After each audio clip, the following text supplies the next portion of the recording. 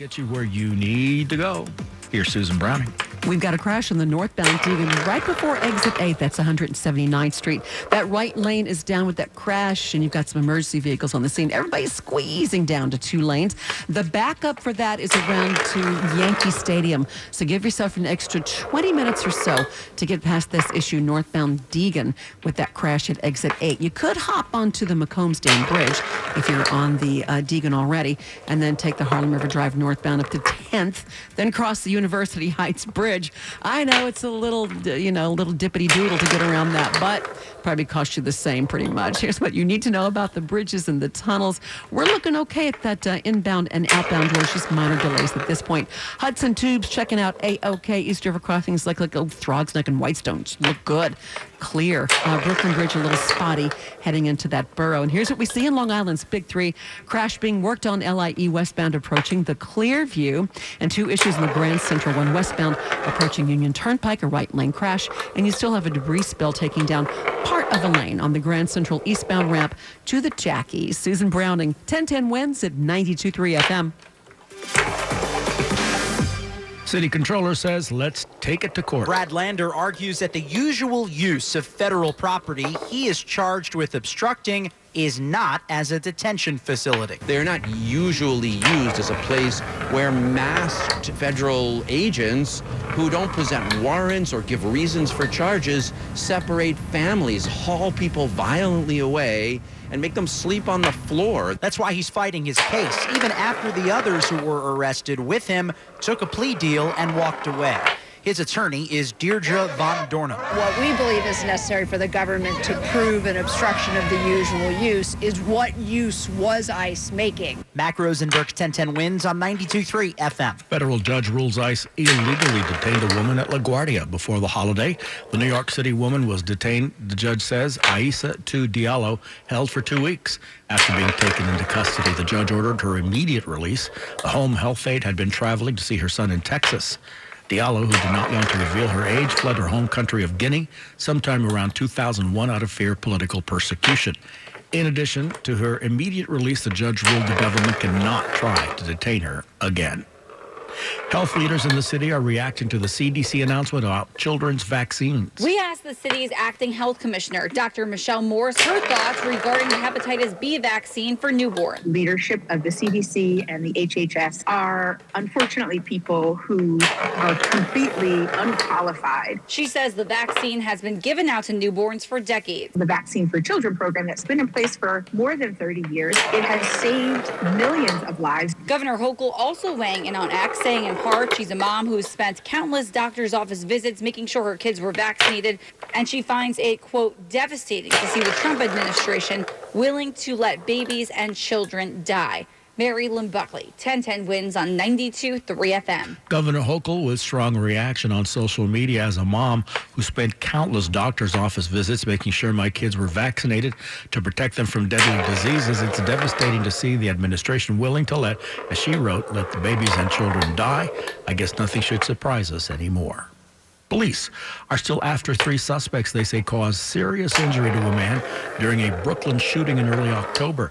The victim, 24, was approached by 3 men near Stanley Avenue, each pulling out firearms, firing multiple rounds, hitting the victim throughout his body, then fleeing on foot. The victim hospitalized serious. No word what led to the gunfire.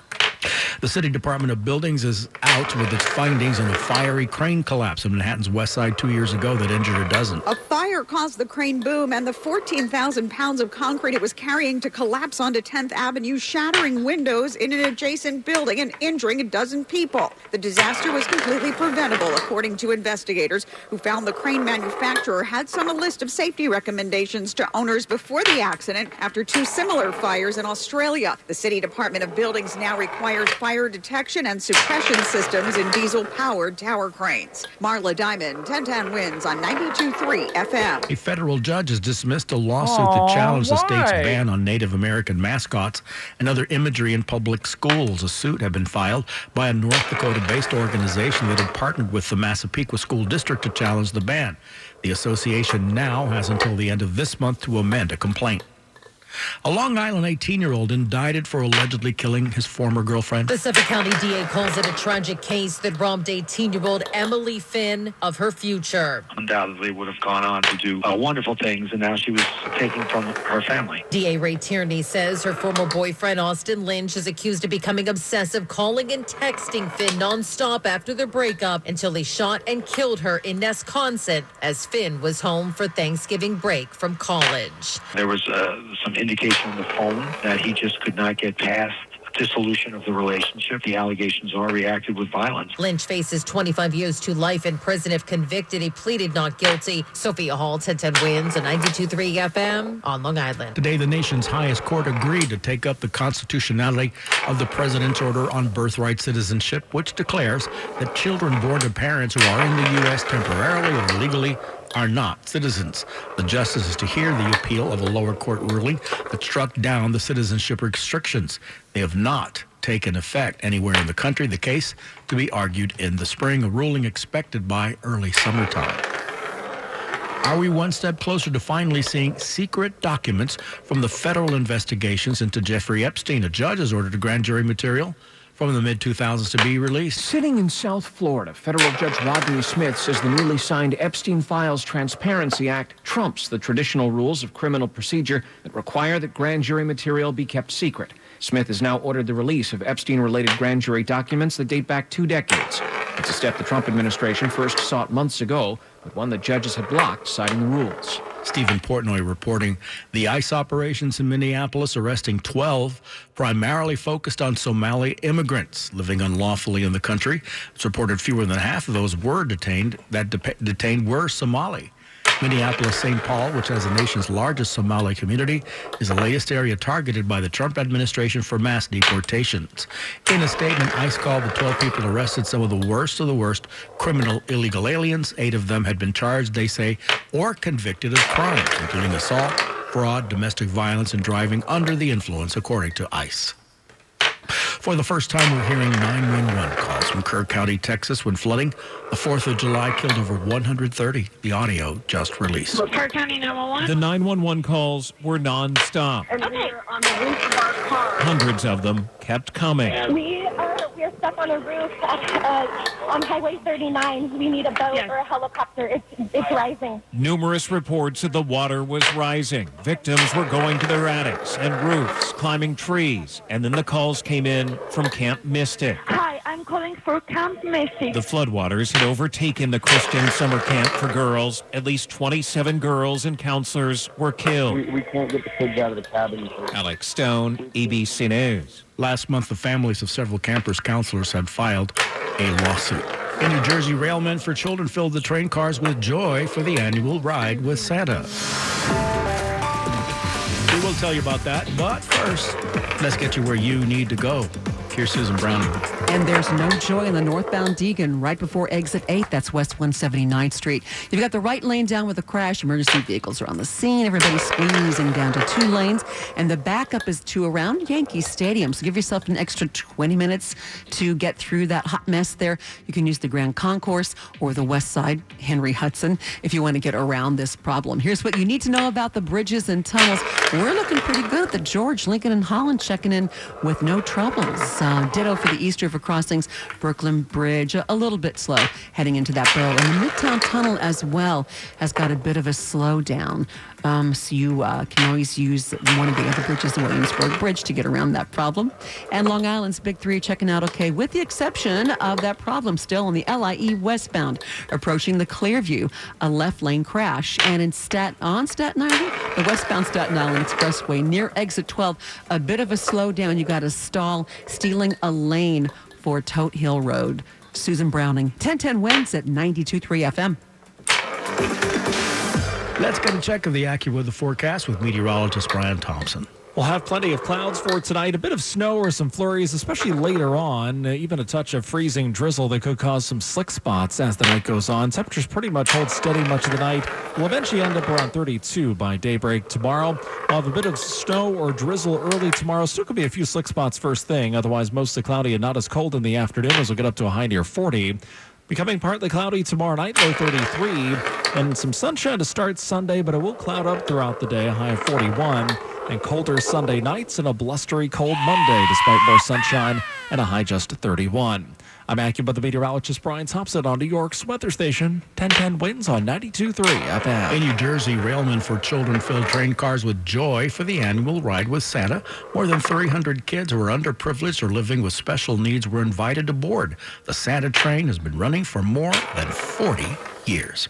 It is New York. There's always something to do this weekend. Charity's hoping you'll give a lot this season. The Salvation Army's Merle Heatwall says the need is greater than ever. Inflation is up, food prices are up. And that means calls for assistance are up as well. But some good news. When there is a higher demand, people are more generous. You can throw some cash in their signature red kettles. It's the iconic thing that people associate with the Salvation Army and the bell ringers. And this year you can also donate digitally through Venmo, PayPal, Google Pay, and Apple Pay. Stacy Lynn with the story.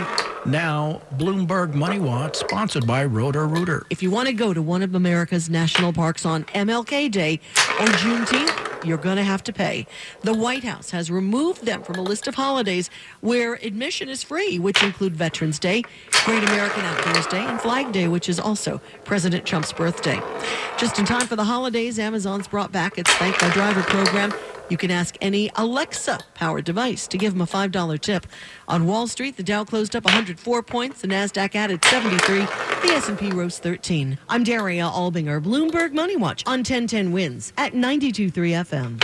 WINS FM in HD1 New York. Always live on the free Odyssey app. More people get their news from 1010 Winds and from any other radio station in the nation. Gary Souter at the editor's desk. I'm Mario Vasquez.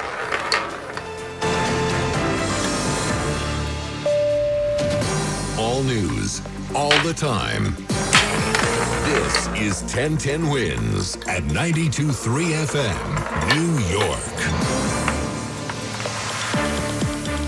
30 degrees, cloudy skies at 9 o'clock. Good evening. I'm Lane Bajardi. Here's what's happening. We were not committing a crime. ICE is committing the crime. City Controller Brad Lander's immigration court obstruction case will go to trial. An indictment on Long Island for the young man accused of killing his 18-year-old ex-girlfriend. If and when Bob Menendez gets out of jail, he will never again be eligible to run for office in New Jersey.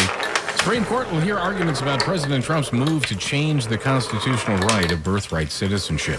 Renowned architect Frank Gehry has died. His buildings stand out in every city they stand in, including New York. Knicks host the Jazz tonight. Devils host the Golden Knights. AccuWeather says cloudy tonight with snow or flurries later on. Perhaps a touch of freezing drizzle. Watch for slick spots late. Temperatures nearly steady much of the night. Details on the weekend ahead in 1 minute. Winds News Time 9:01. Let's get you where you need to go with Susan Browning. And the hot spot is still in the Bronx on the northbound Deegan, right around 179th. That's exit 8. You've got the right lane down with a crash. So everybody's squeezing down to 2 lanes. The backup is still to around Yankee Stadium. Give yourself an extra 20 to 25 minutes to get through that spot. You can also use the Grand Concourse or the Henry Hudson to get around that. Here's what you need to know about the bridges and tunnels. Things look swell at the George, Lincoln, and the Holland as well. Not seeing any major problems with those. Moving to the East River crossings, the Brooklyn Bridge, that's a jam up from City Hall Park in Manhattan to Cadman Plaza, and way busy on westbound BQE from the Kosciuszko down to the Brooklyn Bridge. Here's what we see on Long Island's Big Three. So far, so good. LIE, Northern State, Southern State, in Queens, Grand Central, westbound approaching Union Turnpike. Right lane crash being worked on. You're slow from around Parsons Boulevard. And I'm Susan Browning. 1010 Winds at 92.3 FM. Top stories in a moment, but first a look at the wintry mix in the AccuWeather forecast. Temperatures will be climbing a bit as we head into the weekend, so it won't be quite as cold both tomorrow and Sunday. High temperatures will be near 40 both days. Now, there could be a bit of snow or a bit of freezing drizzle late tonight into early tomorrow. There could be just enough to create some slick spots, but in general, it looks dry through the weekend, and again, not quite as chilly as the last couple of days with those highs near 40. We might even see some sunshine by the time we get to Sunday. Meteorologist Brian Thompson. City Controller Brad Lander back in federal court in his obstruction case after he was arrested by ICE agents while trying to accompany immigrants during their hearings at Federal Plaza. He was offered a plea deal and rejected it, demanding a trial. Brad Lander had the option to plead guilty and walk away, which is what the other elected officials who were arrested with him did. But not him. We were not committing a crime. ICE is committing the crime that we're charged of. And so his case will go to trial. He's charged with obstructing the usual use of federal property. This is not usual, and so I was not unreasonably obstructing the usual use, and that is why I could not accept the dismissal of this charge. His attorneys want to know what the feds believe usual use of the property was. Mac Rosenberg, 1010 Wins on 92.3 FM. An 18-year-old accused of setting fire to a man on the subway Monday now facing a federal charge. Hiram Carreros faces a minimum of 7 years in prison if convicted in the federal court. NYPD says he set fire to a 56-year-old man who was asleep on the train at 3 in the morning at 34th Street, Penn Station. U.S. Attorney for the Southern District, Jay Clayton, says Carrero committed a horrific arson. A Wisconsin Long Island man now indicted for the murder of his ex-girlfriend, an 18-year-old college student from West Sayville, whose life violently ended over the Thanksgiving holiday weekend. 18-year-old Emily Finn had dreams of becoming a teacher. Suffolk County DA Ray Tierney says her future was cut short after her ex-boyfriend, Austin Lynch, could not get over their breakup and shot her to death. She was beginning her college experience, undoubtedly would have gone on to do wonderful things, and now she was taking from her family. 18-year-old Lynch pleaded not guilty. The DA says he would call and text the West Sayville teen nonstop after their split. He appeared to obsess on her, resulted, I think, in the murder. He faces 25 years to life if convicted. Sophia Hall, 1010 Wins, on 92.3 FM on Long Island. President Trump has made a habit of issuing pardons and commutations to former public officials who are accused of and or convicted of federal crimes. This week, it was Texas Congressman Henry Cuellar. Before that, former New York Congressmen George Santos and Michael Grimm. The list is long. Because of the sheer volume of public corruption cases Trump has removed liability from, some have wondered if he would ever do the same for former New Jersey Senator Bob Menendez. So far, the answer is no. The former Union City mayor is serving 11 years for bribery and other offenses. Should he be released, though, Menendez would not be able to run for office again in New Jersey. Today, State Attorney General Matt Platkin and the Office of Public Integrity Accountability made that official, stating Menendez is permanently barred from holding any public office or position of public trust in the Garden State in the wake of his convictions for various federal crimes. The nightmare that gripped a Washington Heights family for more than a year finally has a verdict. A jury convicted 31-year-old Lanu Moore on all counts for an execution-style ambush. Manhattan DA Alvin Bragg. Good to have some measure of a resolution. Detectives say back in 2023, Moore, dressed in black, followed Jacqueline Bellini and Lavone Harvin up West 165th Street as they walked her pit bull, then ambushed them, shooting and killing both and the dog after months of noise complaints about her dogs. A brazen act of retribution that led to these fatal shootings. Sentencing has not yet been scheduled. Darius Ranzias, 1010 Wins at 92.3 FM. The CDC Vaccine Advisory Panel voted today to stop recommending newborns get their first dose of the hepatitis B vaccine within 24 hours of birth. That stood for more than 30 years until today. The panel now says parents should wait until the child is 2 months old if their mother tested negative for the virus. City health leaders are weighing in on that decision.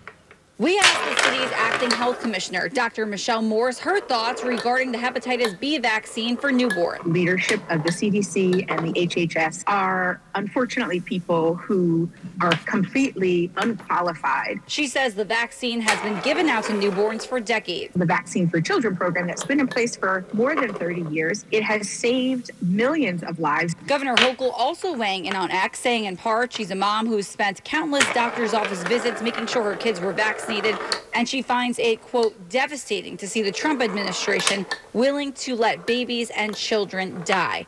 Mary Lynn Buckley, 1010 Wins on 92.3 FM. The Supreme Court has agreed to hear arguments in a case that directly challenges the legality of the president's executive order on birthright citizenship. In agreeing to take the case, the High Court signals it's ready to decide whether the president can, by executive order, determine that children born to parents here illegally or on temporary visas aren't citizens. Lower courts have resoundingly rejected the White House's view, citing the 14th Amendment and prior Supreme Court rulings on birthright citizenship that date back more than a century. Now the justices will hear arguments on both sides of the issue, likely next spring. Correspondent Stephen Portnoy. 30 degrees, temperatures holding steady in Midtown. President Trump receives a newly invented Peace Prize at the FIFA World Cup draw. We'll tell you about that. But first, Wins News Time 9/11. Let's get you where you need to go with Susan Browning. And there is no prize on the northbound Deegan. We still have that right lane crash right around 179th Street. That's exit 8, and you've got just 2 lanes getting by there. The backup is to around Yankee Stadium. Give yourself an extra 20 minutes or so, or skip it all together. Use the Grand Concourse or the Henry Hudson if you need to get around that. Here's what you need to know about the bridges and tunnels. Okay, just came up on my screen.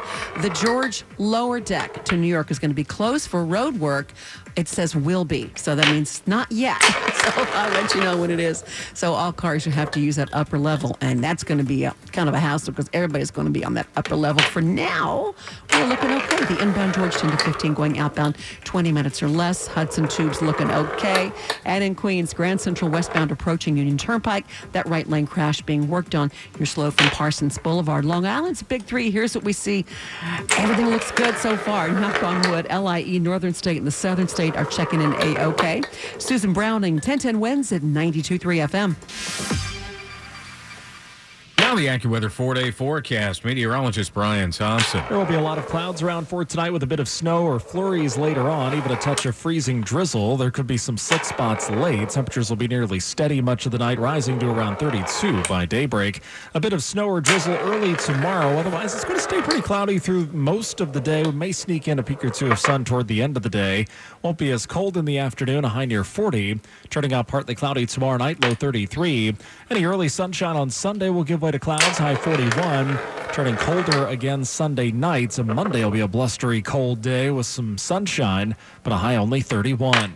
I'm AccuWeather meteorologist Brian Thompson on New York's weather station. 1010 Winds on 92.3 FM. 30 degrees, cloudy, temperatures holding steady in Midtown. Well, he didn't get the Nobel Prize, but President Trump was honored with a Peace Prize at the FIFA 2026 World Cup draw in Washington today. FIFA gave its new Peace Prize to President Donald Trump in a departure from its traditional focus on sport. Mr. President, this is your prize. This is your Peace Prize. President Donald Trump has become a close ally of the soccer organization. The Peace Prize ceremony happened during the 2026 World Cup draw at the Kennedy Center in Washington. It comes after Trump had openly campaigned for the Nobel Peace Prize, which was awarded to Venezuelan opposition leader Maria Corina Machado. Trump spoke when he accepted the award. The world is a safer place now. The United States 1 year ago was not doing too well. Audio courtesy of Fox Sports 1. Hayat Panjwani, Washington. The FIFA World Cup draw wrapped up, and we now know some of the first opponents for Team USA. It all starts with the group stage, a round-robin tournament to make it to the knockout bracket. If you dare. To make it there, the United States will have to get past Australia, Paraguay, and the winner of a European playoff to be determined. Famed architect Frank Gehry has died at the age of 96. There's a Simpson cartoon episode where architect Frank Gehry is inspired to design a building based on a crumpled piece of paper. Frank Gehry, you're a genius. But as he recently told CBS News, there was nothing spontaneous about his work. Well, I'm going to show you the number of models and the iterations on a project and how long it took to get to the conclusion. His mission? To design graceful, playful structures using unexpected shapes and materials. Buildings like the Guggenheim Museum in Bilbao, Spain, which was hailed as a masterpiece when it opened in 1997. So when you go there, you see the light play with the building. Correspondent Jennifer Kuiper. That's kind of his trademark. You can certainly see it among the New York buildings Gehry designed. 8 Spruce Street, 76 stories tall in Lower Manhattan, with waves that catch the light in a very unique way. In a city full of amazing buildings, it is right up there and unique. Also, the very different IAC headquarters just west of the Hudson in Chelsea. That's Frank Gehry, too. Netflix has announced it's acquiring one of the most prominent movie studios in the world. Bridgerton meet the Gilded Age. Netflix now says they've struck a definitive